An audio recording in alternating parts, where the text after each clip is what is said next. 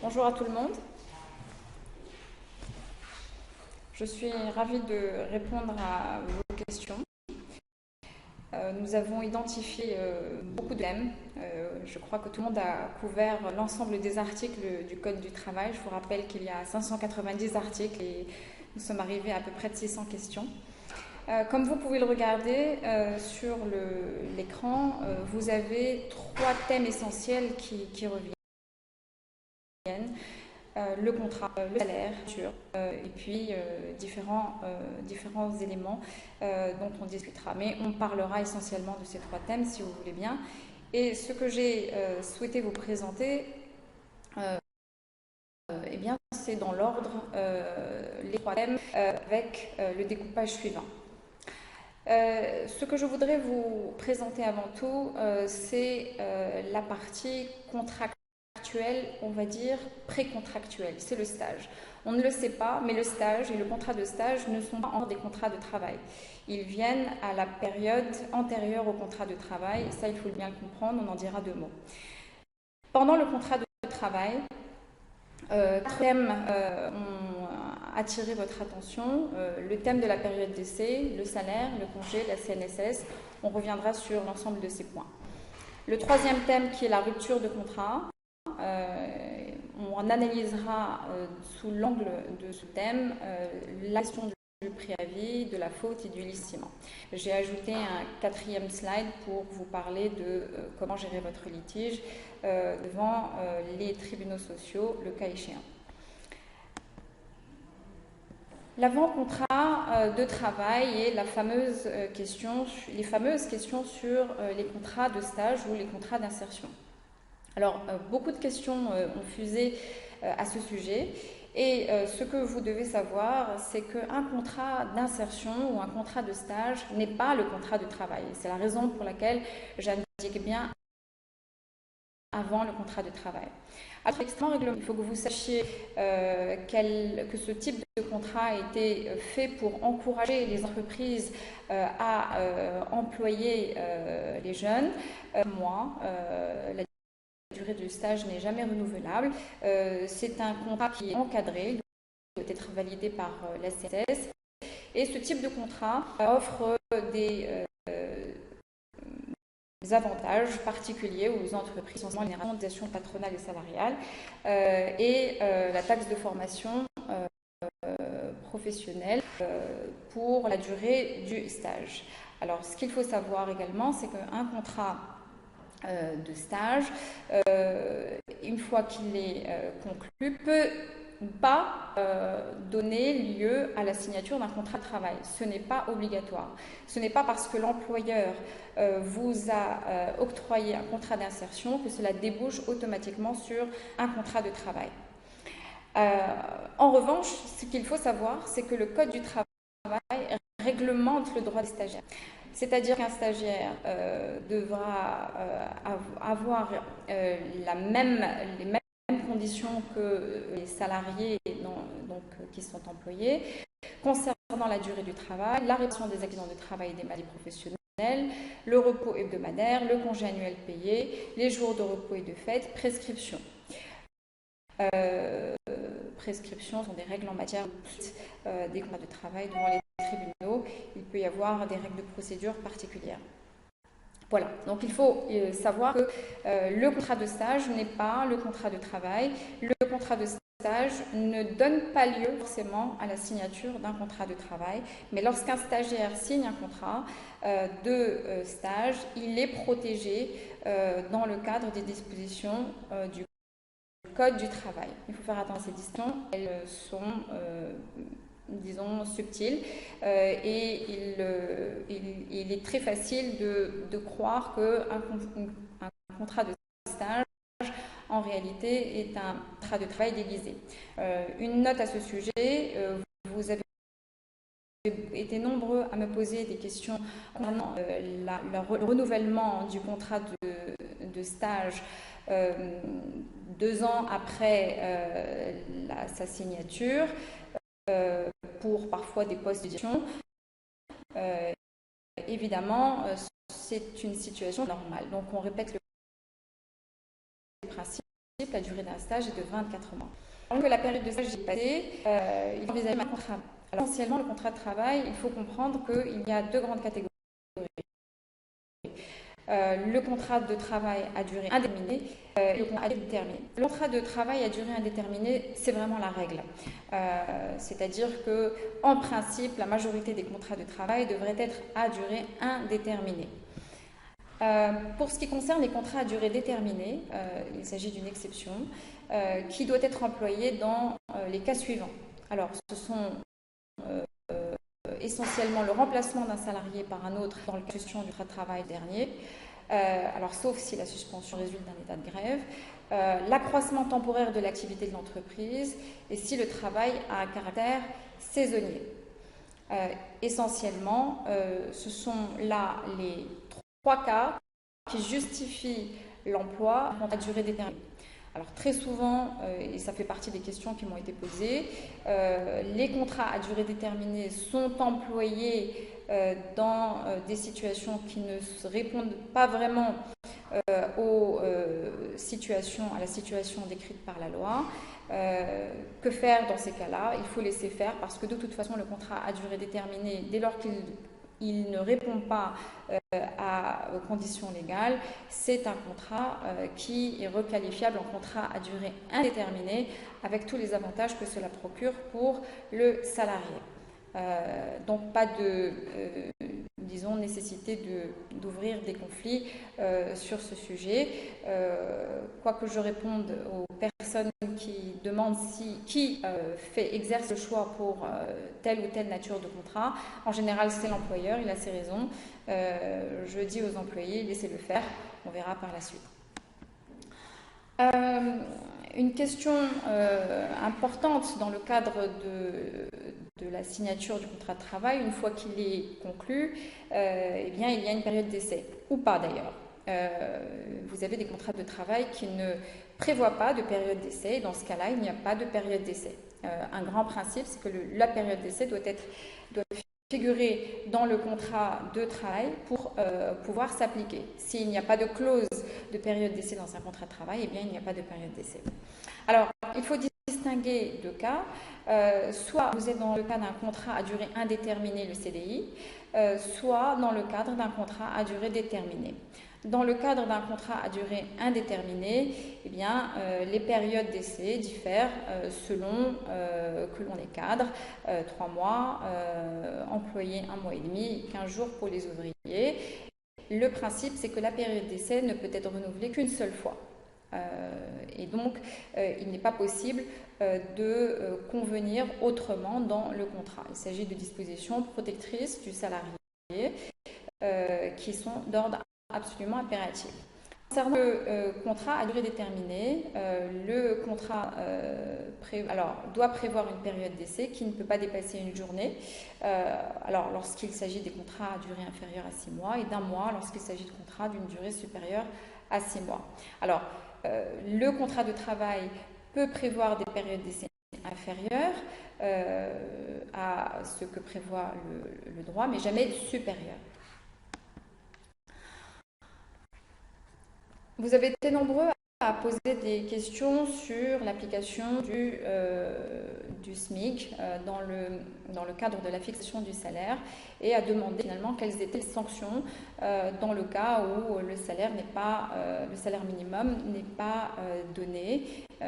Qu'est-ce qui se passe? Est-ce qu'il y a une réglementation? La réponse est oui, il y a une réglementation qui punit d'une amende 300 à 500 dirhams, donc l'employeur. C'est une amende qui est appliquée autant de fois qu'il y a de salariés. Ça reste, vous le voyez, assez dérisoire pour les entreprises qui emploient finalement des personnes en contradiction avec les dispositions sur le salaire minimum. Donc je réponds ici aux questions diverses qui ont été posées, qui disent finalement qu'est-ce qui se passe, qu'est-ce qu'on peut faire lorsque ce salaire n'est pas donné. Alors il faut savoir que oui, il y a des sanctions qui sont prévues par les textes. Les questions concernant le salaire et des heures supplémentaires. De nombreuses questions ont été posées, à savoir si les heures supplémentaires étaient rémunérées et s'il y avait une réglementation à ce propos. La réponse est oui, c'est quelque chose de très encadré.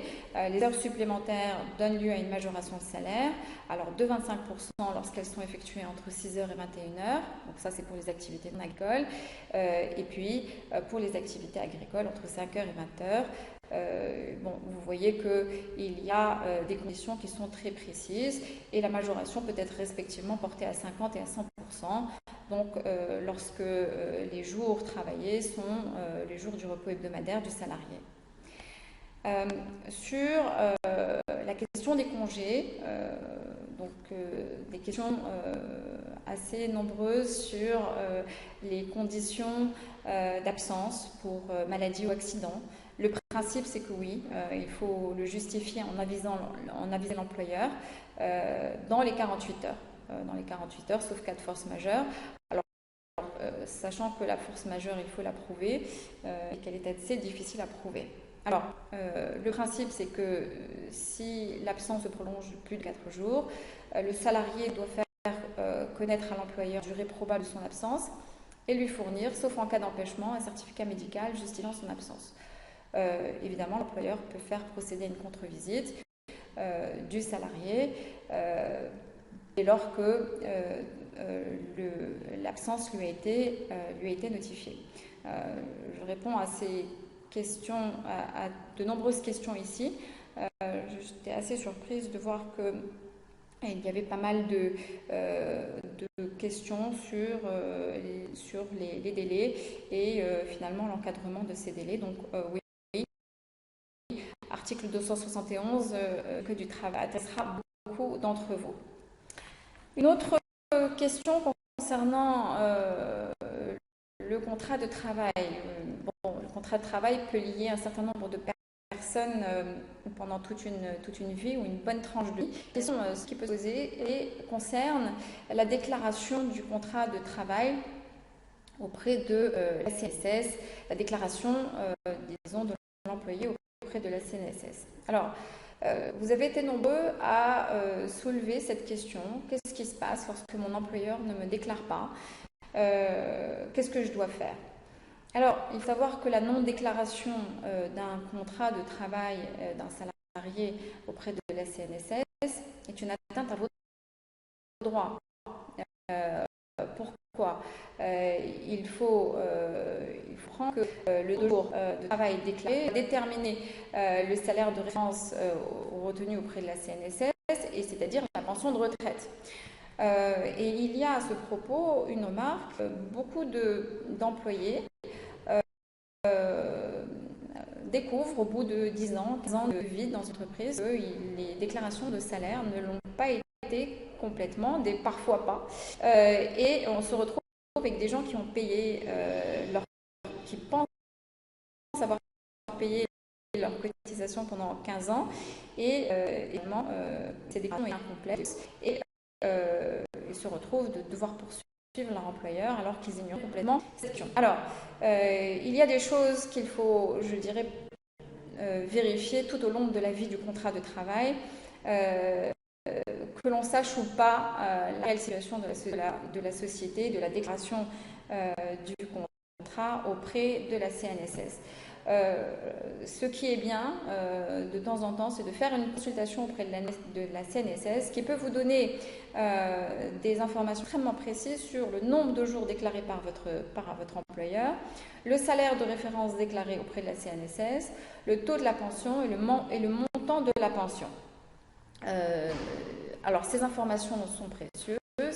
Et pour les nombreuses personnes qui ont posé la question, que faire quand on découvre une situation de non-déclaration ou bien de sous-déclaration, eh bien, il vous reste à écrire à votre employeur pour demander une régularisation au vu de la consultation, du relevé que vous pouvez obtenir auprès de la CNSS sur les points qui ont été soulevés, donc le nombre de jours, je rappelle, le nombre de jours déclarés, salaire de référence déclaré et le taux de pension, ainsi que le montant de la pension. Voilà pour la question de la sous-déclaration. Alors, je réponds à beaucoup d'entre vous qui s'interrogent sur les sanctions de cette non-déclaration ou déclaration incomplète auprès de la CNSS. Oui, il y a des sanctions pécuniaires. Vous le voyez, elles sont assez dérisoires. Il n'y a pas de réelles contraintes. Voilà, elles existent. Il faut savoir que c'est quand même un contentieux qui est tout à fait possible dès lors que l'on a fait la preuve de la réelle déclaration, la situation de déclaration auprès de la CNSS. Alors, en ce qui concerne le chapitre de la déclaration, je crois vous avoir dit l'essentiel. Je passe maintenant au point de la rupture du contrat de travail, qui est le grand sujet sur lequel vous avez de nombreuses questions, au sujet notamment du préavis.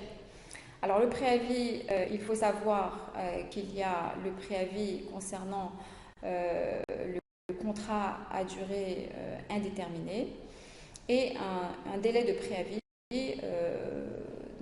concernant les contrats à durée déterminée, deux délais spécifiques. Alors, voyons ce que doit être le préavis pour les contrats à durée indéterminée.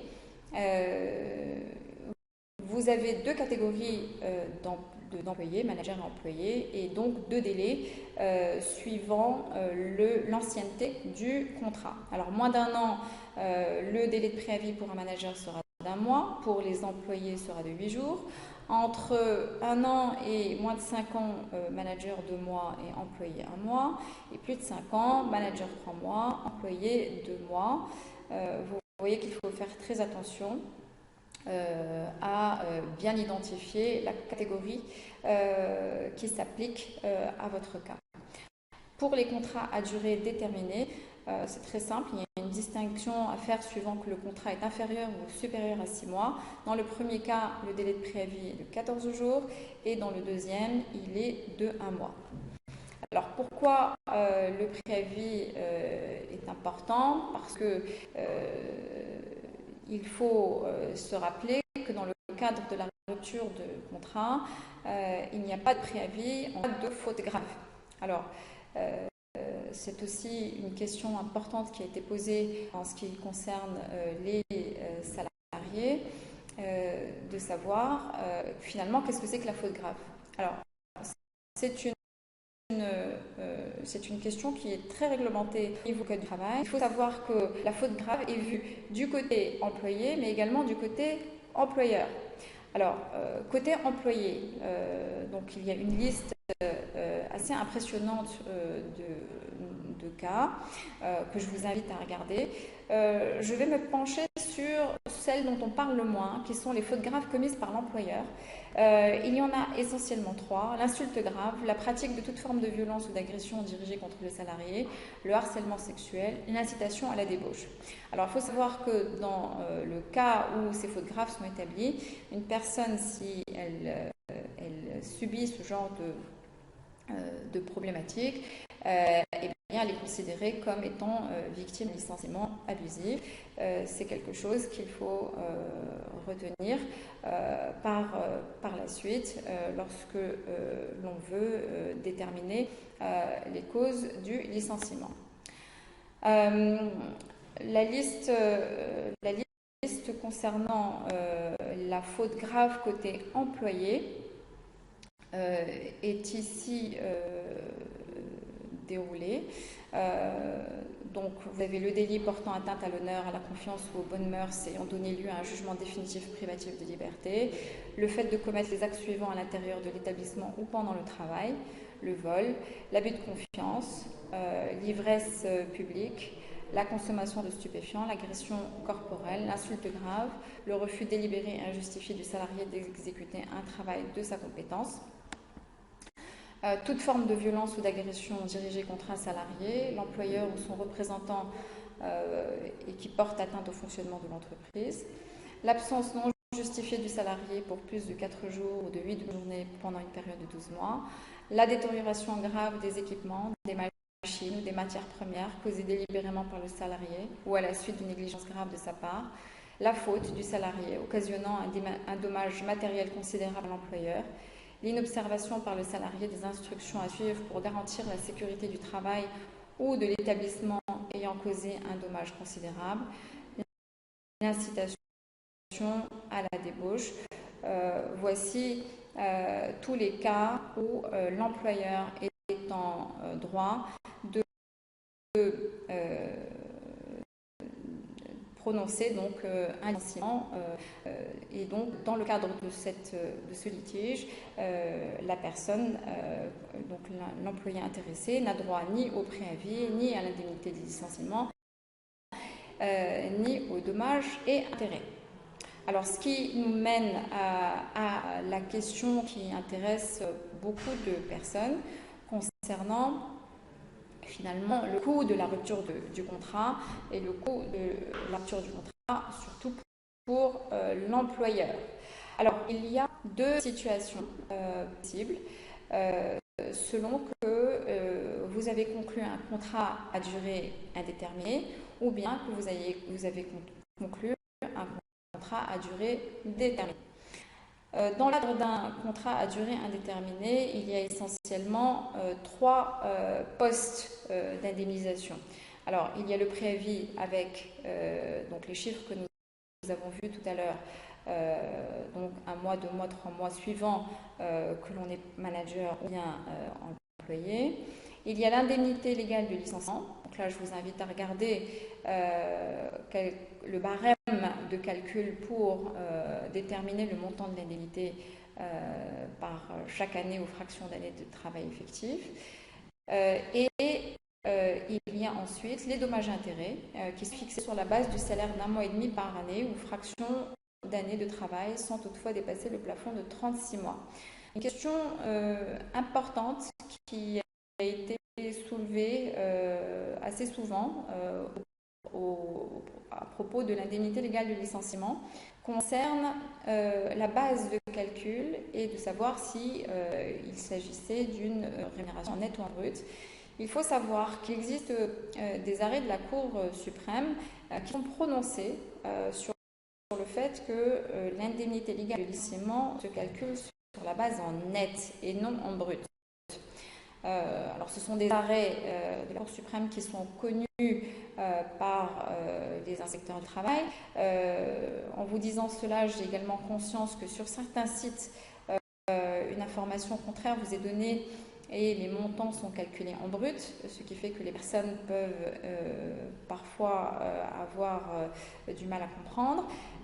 Voilà, il faut savoir que certaines décisions judiciaires se sont penchées sur le sujet et cela influence également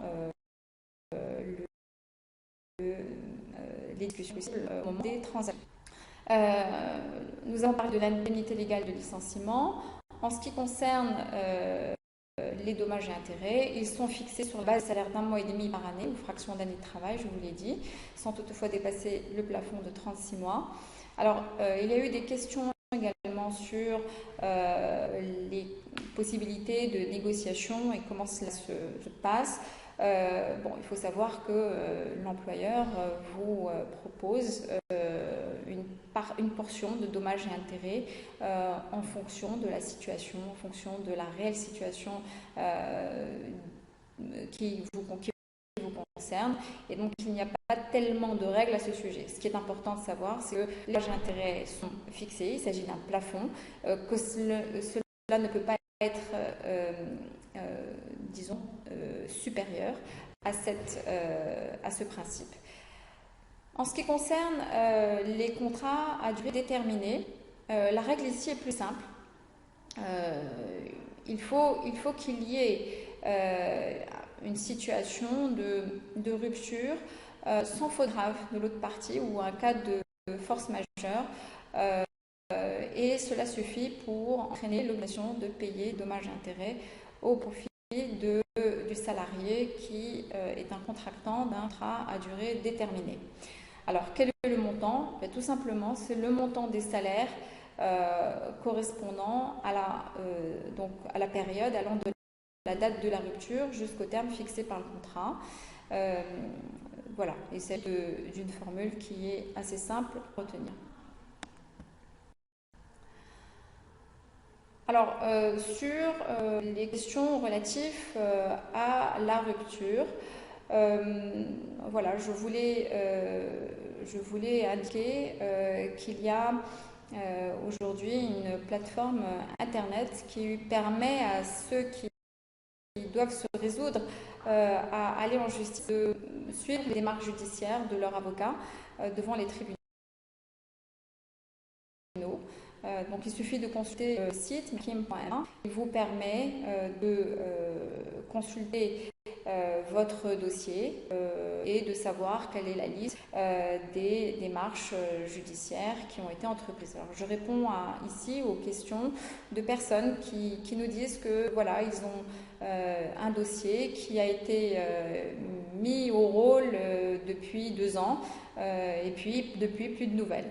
Alors, il faut savoir que l'information aujourd'hui, elle est à portée de clic. Il suffit de connaître le numéro de votre dossier judiciaire. Aujourd'hui, les numéros sont structurés d'une manière assez simple. C'est 4 chiffres / 4 chiffres plus l'année. Et une fois que vous connaissez le numéro de votre dossier, eh bien, il vous est possible de consulter mahakim.ma et vous avez exactement la liste des audiences et tout ce qui s'est passé dans le cadre qui est facile à savoir. Alors voilà pour l'ensemble des principes que je voulais vous présenter. Il y a certainement des questions, d'autres questions qui doivent arriver. Je suis prête à y répondre. J'essaye d'identifier les questions qui arrivent. Il y en a certaines que je peux évoquer avec vous. Je vais reprendre une petite liste de questions qui a été posée donc, dans le cadre de la dernière série. Pour revenir sur le contrat, il y a eu de nombreuses questions sur la valeur juridique de la promesse d'embauche, c'est-à-dire entre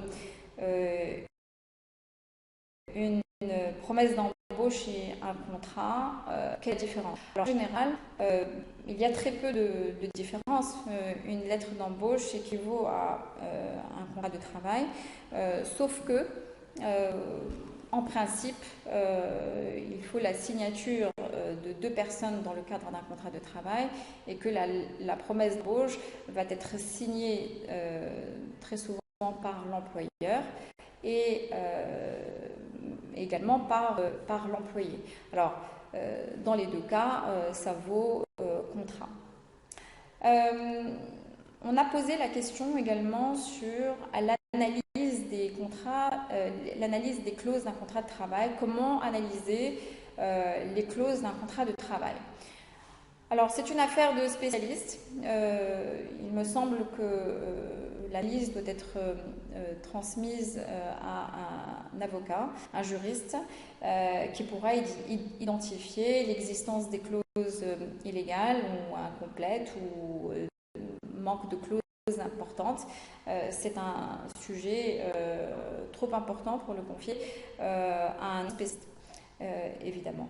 En ce qui concerne alors, la question de l'engagement, c'est une question amusante. Un employeur a-t-il le droit de refuser d'appliquer un contrat de travail qu'il a lui-même signé? Évidemment que non.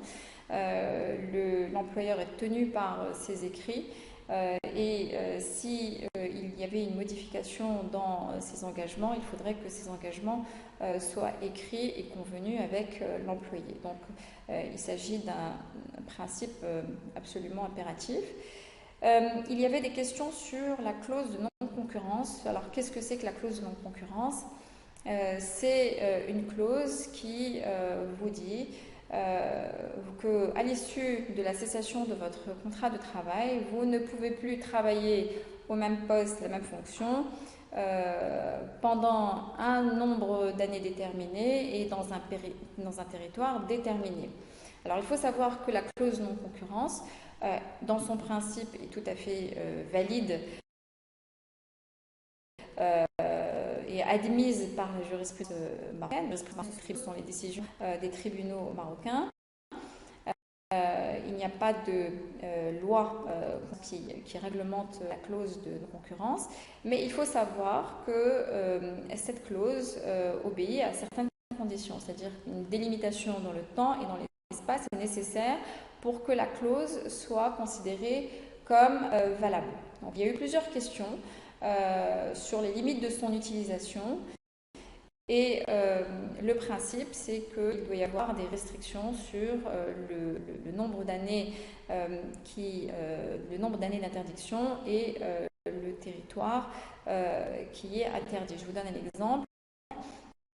Un délégué médical qui est embauché par un laboratoire, très souvent se voit obligé de s'en tenir à une clause de non-concurrence qui l'oblige à ne pas exercer dans la même fonction à Casablanca et pour une durée de 5 ans. Alors, quand on sait que tous les laboratoires ont leur siège à Casablanca, ça équivaut à interdire les délégués médicaux à exercer dans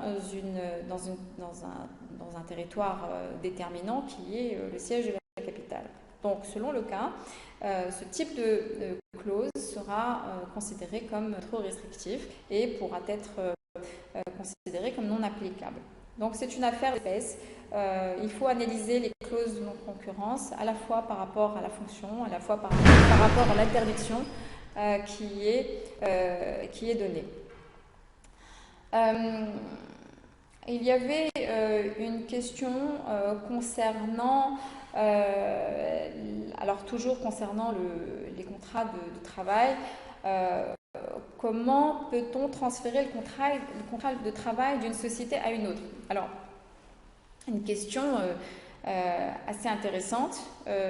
En principe, un contrat de travail ne circule pas, mais c'est vrai que le Code du travail a prévu des exceptions pour tenir compte des restructurations d'entreprise. Alors, qu'est-ce que c'est qu'une restructuration? C'est un employeur qui fusionne, un employeur qui cède son fonds de commerce, un employeur qui cède une partie de son activité ou un employeur qui crée des filiales et dans le cadre de sa restructuration. Donc, il faut savoir que les contrats de travail sont automatiquement transférés sous certaines conditions, mais le principe c'est le transfert automatique du contrat de travail. Autrement dit, pour répondre aux questions concernant ces transferts et la nécessité d'obtenir un consentement du salarié, la réponse est non. Dans la plupart des cas, le transfert est automatique. Alors cela étant, il faut bien vérifier que les dispositions du Code du travail sont bien applicables et que les conditions de transfert du contrat de travail sont bien réunies pour le transfert automatique du contrat de travail. En ce qui concerne le contrat, je crois que j'ai répondu à la majorité des questions qui ont été posées. Il y a d'autres questions concernant, alors plus général, comme le pouvoir disciplinaire du directeur d'entreprise. Quelles sont les limites? Il faut savoir qu'un employeur a le droit de mettre en place les règles et l'organisation qu'il souhaite dans le cadre de son activité et il doit à ce moment-là faire preuve de transparence vis-à-vis des salariés. C'est-à-dire que les règles doivent être claires et pour cela, elles doivent être écrites. Évidemment, le directeur, c'est lui qui établit les règles. Il peut y avoir des questions au sujet de l'application de telle ou telle règle, mais le principe, c'est que c'est lui qui fixe les règles. Alors, elles sont éventuellement discutées dans le cadre d'échanges avec soit le comité d'entreprise, soit avec les délégués du personnel ou les autres instances représentatives du personnel dans l'entreprise.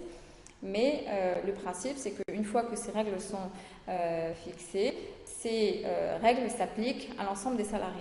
Alors, il faut juste préciser que le contrat de travail ne va pas contenir forcément toutes ces règles.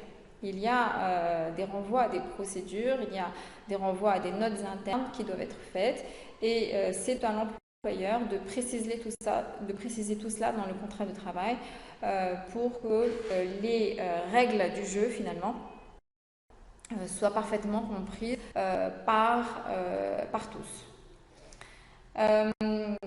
Donc, en particulier, concernant les heures de travail, il y aura bien entendu la définition de ce qui est en vigueur dans le cadre de l'entreprise, avec des précisions pour catégorie d'activité selon le cas.